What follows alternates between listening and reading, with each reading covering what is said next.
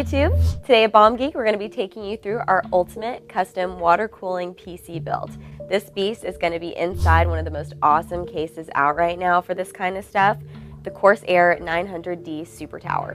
The heart and soul of this monster will be in an i7 4770K. We'll be also rocking an ASRock Z87 OC formula with an EVGA GTX 780. Now this is a 10-part build. To cut it any shorter would be a damn injustice. Whether you're thinking about water cooling or you just like to see cool stuff, we've got you covered. This is part one of the custom water cooling setup. We like to start with the CPU block first, as it's usually the hardest part to get to. We have an EK Supremacy full nickel block. We've already attached the back plate. Keep in mind, most of these blocks come with different brackets for different socket types. Now we're going to apply some thermal paste. Assemble these M4 screws with a washer, then the screw, followed by the block and then the spring and the thumb screw. Now that we have that assembled, our CPU should be good to go. Now for part two.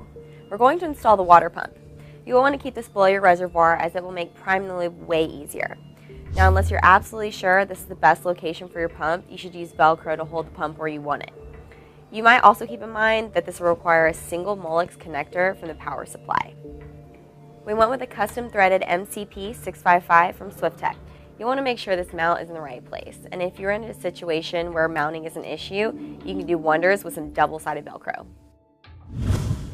Step 3 will be mounting the reservoir. We have an EK 400ml X3 res. We got this because, well, we could. This case is huge, so why not make it look good? Once we get this puppy full of neon, you'll know what we mean.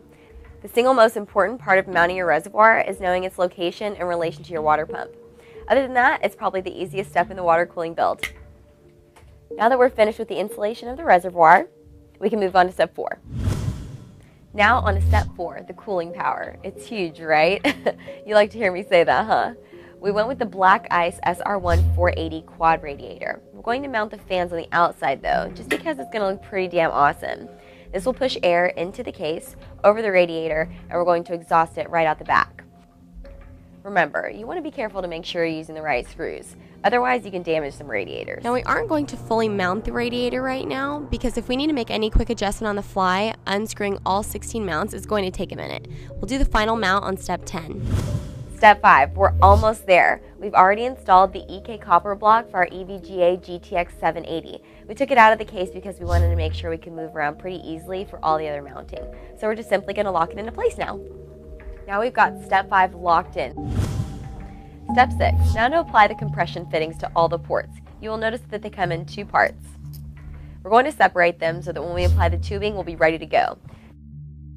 Depending on if you have any tight turns, you might want to think about getting some elbow fittings so that you don't bend your tubing too much and restrict water flow. Step 7, if you're under the age of 32, please call a parent over to supervise because you're going to need to use something sharp. Now it's time to measure the tubes. As you can see, we've already measured ours out and attached them. So you guys are going to get off easy. Otherwise, this video would have been an extra hour and a half long. This is easily the most difficult step of your whole water cooling build. You have to plan every single tubing cut, and all of this is dependent on whatever case you're using. As we said earlier, we're using a 900D, so we can get away with a lot of imperfections. Always remember, you're going to need a clean cut so nothing leaks. You'll also need a pair of needle nose pliers to stretch the tubing to fit over the compression fittings. Now that we've got our build tubed, we're ready to move to step 8. Step 8 is the most important part of your whole damn thing. If you don't get this right, it can cost you the whole build. You want to make sure all the compression fittings are tight.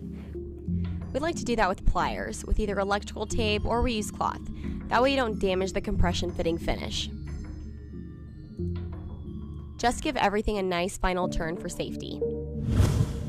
It's step 9 and everything is looking fine. Let's prime the loop. We're using the Corsair 900D case for this build, and you can see how easy the Super Tower is going to make priming this loop. This is going to be the fun stuff. We're going to take an external power supply and connect the green wire and the black wire, basically hot wiring it like a Camry. Remember to cut off the back switch so that there's no power before you put the paper clip in place. I like to test it out with a fan or a light just to make sure the power supply is on, which we already did. Then make sure you have water running down through the res into the pump before you're going to want to flip the switch powering the pump. Once you do, let the water push through and then shut it off before your reservoir is empty. You never want to run your pump dry because dry pumping is bad pumping. Now repeat this several times until you're sure your loop is full. Step 10, guys. Let's get beautiful. Awesome. It's time to add a little neon green and watch her come to life. This is always my favorite part. It's just really, really cool to watch. We're going to try and catch this with the camera. Hopefully it comes out right.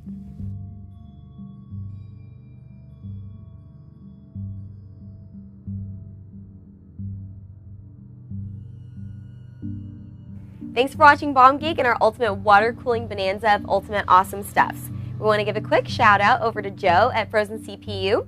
We're glad to be a part of the TGN network, and we recommend you hit like and definitely hit subscribe.